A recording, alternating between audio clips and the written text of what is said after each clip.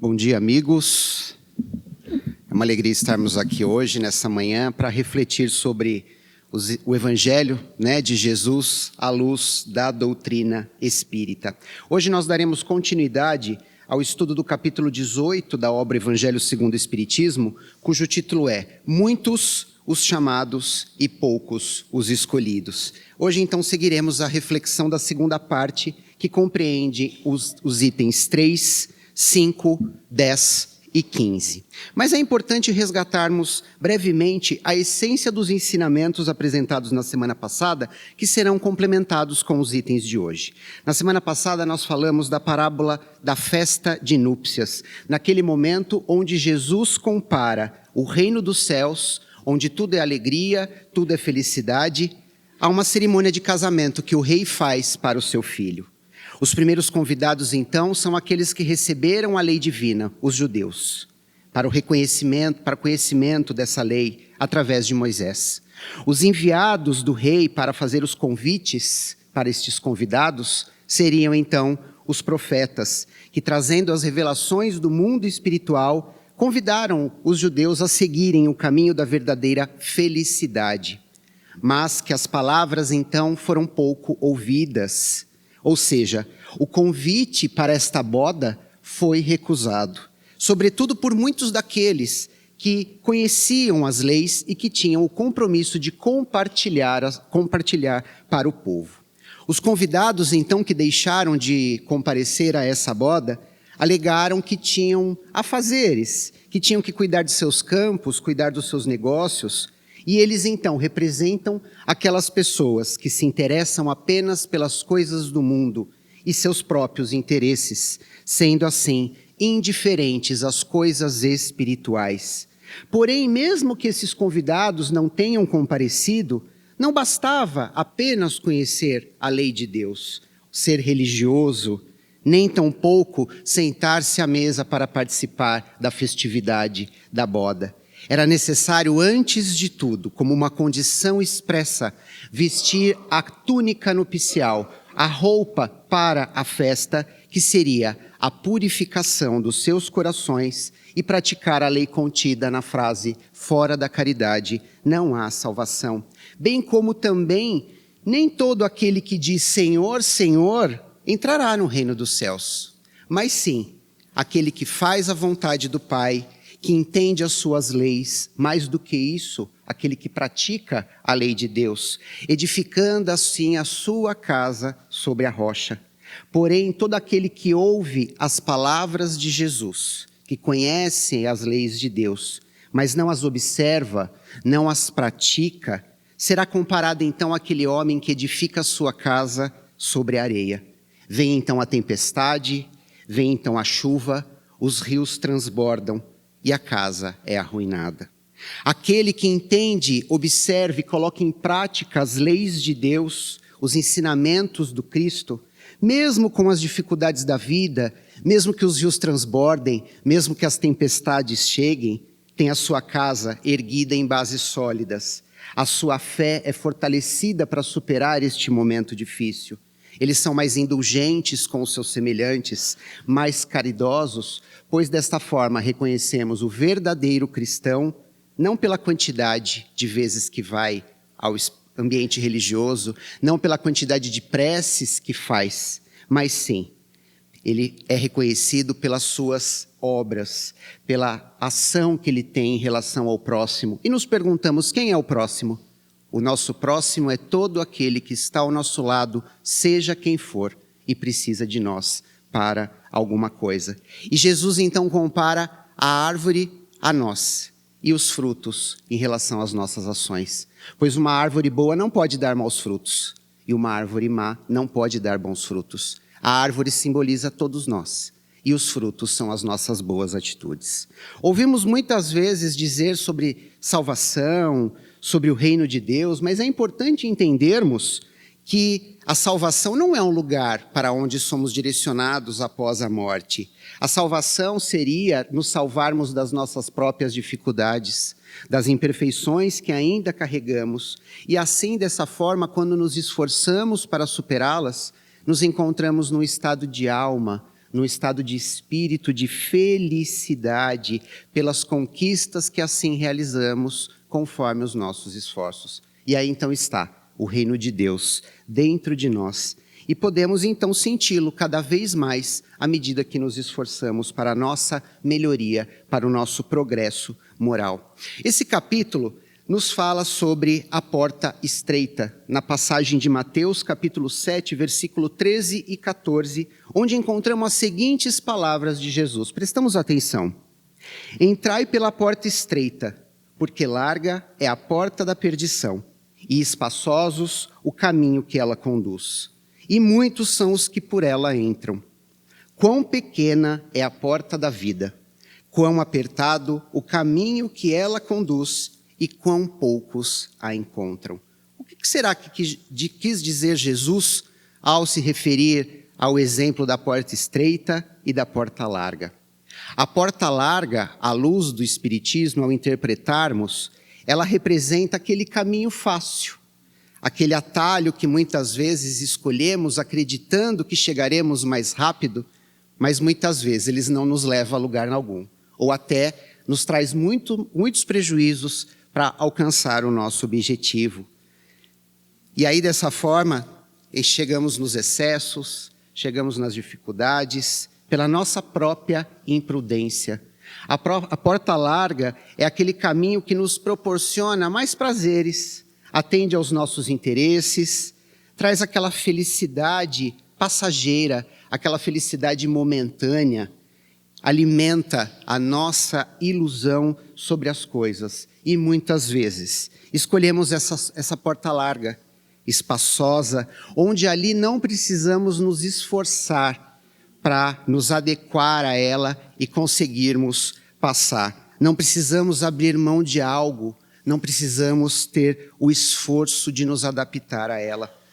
Ao contrário, então, nós temos a porta estreita. E é esta porta que Jesus nos recomenda atravessarmos e a escolhermos, sobretudo.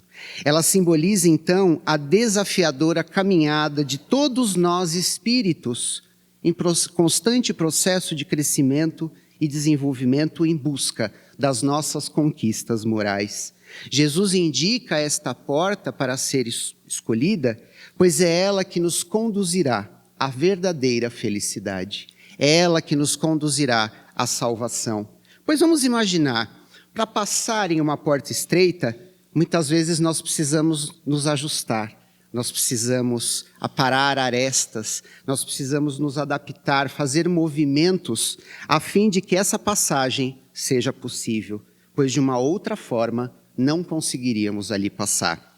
Se utilizarmos, por exemplo, roupagens muito volumosas, roupagens excessivas, e podemos comparar estas roupagens volumosas aos nossos acúmulos de imperfeições, aos nossos excessos, aos nossos preconceitos, julgamentos, intolerâncias, precisaremos então nos despir desta roupa para melhor passar por esta porta. Se carregarmos também muitas malas, muitas bolsas conosco nessa travessia, repleta de riquezas materiais, repleta de apegos, repleta de acúmulos, nós também precisaremos deixá-las para trás. Não passaremos com ela pela porta estreita. Mas esta sim é a porta da salvação, pois vai nos colocar em uma situação, numa condição onde deveremos nos esforçar mais, termos ali mais sacrifício, abdicarmos de algo, colocarmos em exercício a nossa razão, aplicar melhor o nosso livre-arbítrio, a nossa escolha. Entraremos então para a porta da renovação das nossas vidas, de nós como espíritos, para o caminho da superação e, naturalmente, colheremos os frutos e a felicidade de todos estes nossos esforços. Por esta razão que muitos dizem, muitos são os chamados e poucos são os escolhidos. Ou seja, entrar pela porta estreita não é um privilégio. No dicionário divino não existe esta palavra. Todos nós temos as mesmas oportunidades. Fomos criados por Deus da mesma maneira.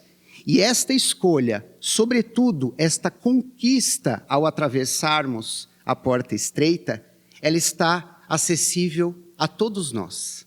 Não existe nenhuma pessoa que não possa escolhê-la.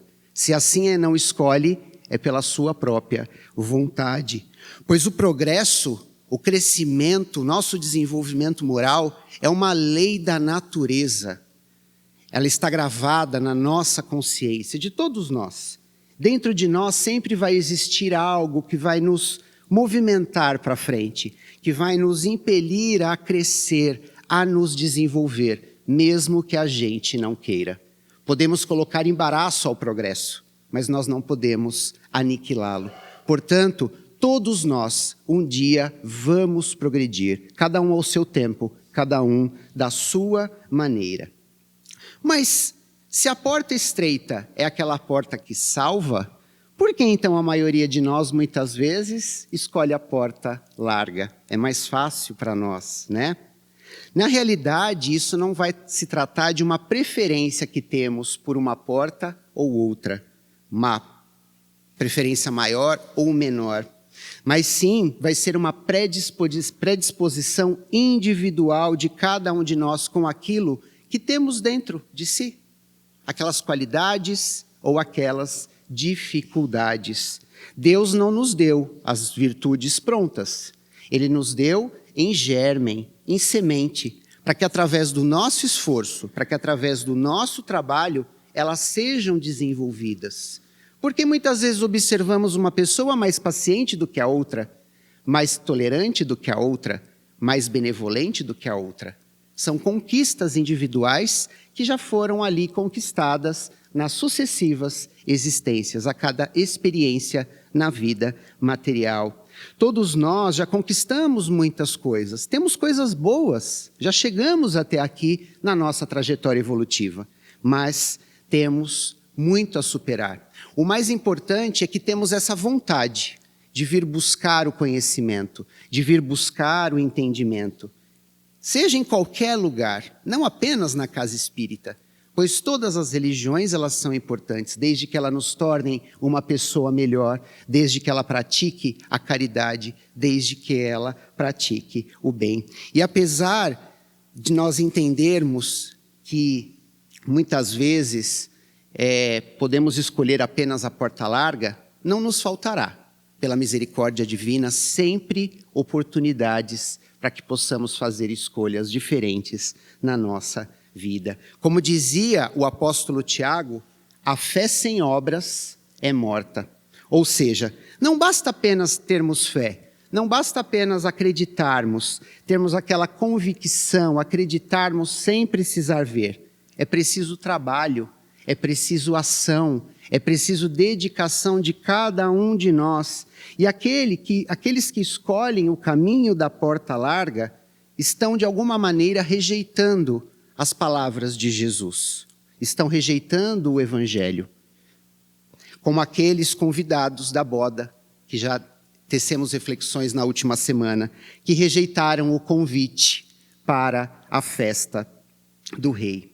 Mesmo que a gente escolha a porta larga, tenhamos em nós essa convicção e este entendimento, que a misericórdia divina, a providência divina conosco, ela sempre está presente em nossas vidas. E que mesmo em algum momento, se a gente não escolhe essa porta estreita, com mais sacrifício, com mais esforço, tenhamos essa certeza que chegaremos lá.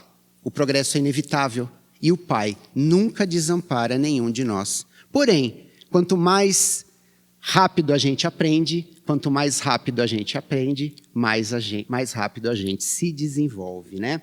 Será então sempre a porta estreita a da salvação?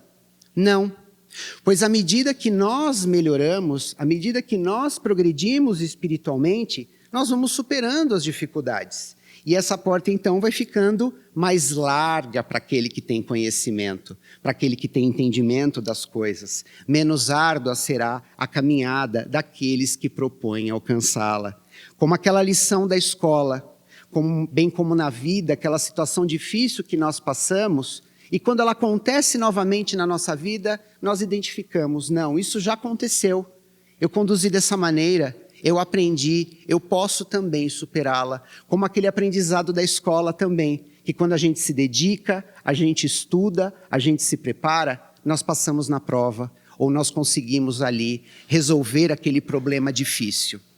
Outro ensinamento importante deste capítulo encontramos no Evangelho de Lucas, capítulo 12, versículo 47 e 48, onde Jesus diz: muito se pedirá àquele a quem muito se houver dado, e maiores contas serão tomadas àquele a quem mais coisas haja confiado. Ou seja, a quem muito foi dado, muito também será solicitado. Jesus quis dizer e se referiu exatamente àqueles talentos que recebemos de Jesus, né? Sejam os conhecimentos, sejam os bens materiais que devem ali ser compartilhados e multiplicados em favor do nosso próximo, que impõem em nós, assim, uma grande responsabilidade. Quanto mais a gente tem de conhecimento, mais responsabilidade temos no sentido de transmitirmos esse conhecimento. Quanto mais coisas adquirimos materialmente, com o nosso esforço, com a nossa dedicação, maior é a nossa responsabilidade em compartilharmos com o nosso próximo, que também precisa e não está numa situação, muitas vezes, tão confortável, tão boa como nós. Aquele, então, portanto, que aproveita todos esses ensinamentos para se melhorar, que tocam ali o seu coração, que faz com que ele siga adiante, que ele aplique isso no dia a dia. E tomamos a exemplo Jesus. Tudo que Jesus falava, ele também fazia. Havia uma coerência entre tudo aquilo que ele ensinava. Podemos fazer isso. Um dia também alcançaremos esse estado de espírito evoluído como Jesus alcançou. Todos nós fomos criados da mesma maneira e Jesus não diferente. Ele também foi criado como nós, percorreu os longos caminhos da evolução e conquistou, pelo seu próprio esforço e dedicação, tudo aquilo que ele sabia em desenvolvimento intelectual e moral. Portanto, o Evangelho é um roteiro de luz para todos nós. Os ensinamentos de Jesus nos mostram o caminho que precisamos seguir para a nossa renovação, que veio para alcançar em todo o seu conhecimento aquele que busca e aplica. À medida que entendemos, então, que é importante colocar em prática, pois nos será solicitado em algum momento. Por exemplo, se pedimos muitas vezes a espiritualidade amiga, algo que precisamos, paciência, força, eles não nos dará elas prontas. Deus nos dará as oportunidades para que a gente pratique a paciência, para que tenhamos a força. Nada chegará pronto para nós. É preciso o trabalho e a dedicação. Nos esclarece a doutrina espírita, por exemplo, que se fazemos algo, se agimos ali com o nosso livre-arbítrio para algo que não é bom, e sabemos que a nossa ação pode prejudicar o outro, pode trazer grandes prejuízos e dificuldades para o outro, a nossa responsabilidade pela ação e consequência será maior à medida do conhecimento que tenhamos. Diferente daquele que age, pode fazer uma escolha difícil, uma escolha ruim, mas ele não tem conhecimento que aquilo é um mal. Naturalmente, existe um atenuante. No caso, a ignorância, ou seja, a falta do conhecimento, não justifica o erro, mas abranda a responsabilidade, diferente daquele que sabe que é errado e mesmo assim o faz, pela sua própria vontade.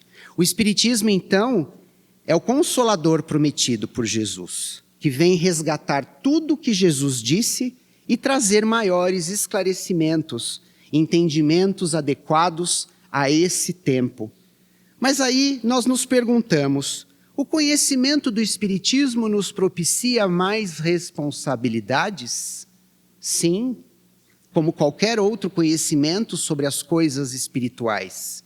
Contudo, maiores alegrias teremos quando praticarmos bem, pois além do conhecimento que Jesus nos trouxe, nós temos a luz do Espiritismo para nos esclarecer sobre aquilo que naquele tempo não era bem explicado, não era bem entendido. Então, à medida que nos é oferecido conhecimento, também nos será oferecidas oportunidades para que nós possamos colocar este conhecimento em prática. E exatamente neste momento que somos experimentados para colocar em prova aquilo que acessamos, aquilo que aprendemos e recebemos em conhecimentos das coisas espirituais. Precisamos então trabalhar em nós esta cegueira que temos, na qual Jesus também se refere nessa passagem. Mas não é a cegueira do corpo físico, mas dos olhos espirituais, os olhos da nossa alma. E nesse sentido, vem então o Espiritismo multiplicar o número de chamados e pela fé vai nos proporcionar e multiplicará também o número de escolhidos, aqueles que pela sua própria vontade escolhem a porta estreita. Então, para encerrarmos a nossa reflexão de hoje e arrematarmos todas essas reflexões trazidas, destacamos o trecho da instrução de um espírito amigo deste capítulo que fala exatamente do reconhecimento do verdadeiro cristão pelas suas obras. Vamos prestar atenção. Abre, pois, os ouvidos e os corações, meus bem-amados. Cultivai esta árvore da vida, cujos frutos dão a vida eterna. Aquele que a plantou vos concita tratá-lo com amor, que ainda havereis dar com abundância os seus frutos divinos. É o convite de Jesus para aplicarmos os seus ensinamentos. Conservai tal como Cristo, não a mutileis, sem estender a sua sombra imensa sobre o universo. Não lhe cortei os galhos desta árvore de aprendizado e ensinamento. Seus frutos benfazejos caem abundantes para alimentar o viajor faminto que deseja chegar ao termo da jornada. Não amontoei estes frutos para os armazenar e os deixar estragar, a fim de que ninguém vos sirvam. Ou seja, cada fruto que exista, cada fruto que seja promovido, gerado em nós, que ele seja compartilhado e que não guardemos apenas para nós. Portanto, o verdadeiro cristão se reconhece pelas atitudes com relação ao próximo, pelas obras que pratica e pela vivência real dos ensinamentos de Jesus. Por esta razão que muitos são os chamados e poucos os escolhidos. Muito obrigado pela atenção de todos, que tenhamos um excelente domingo e possamos sair daqui desta casa abençoada, com essa motivação e com esse fortalecimento em nós de colocarmos em prática tudo aquilo que aqui aprendemos. Um grande abraço a todos.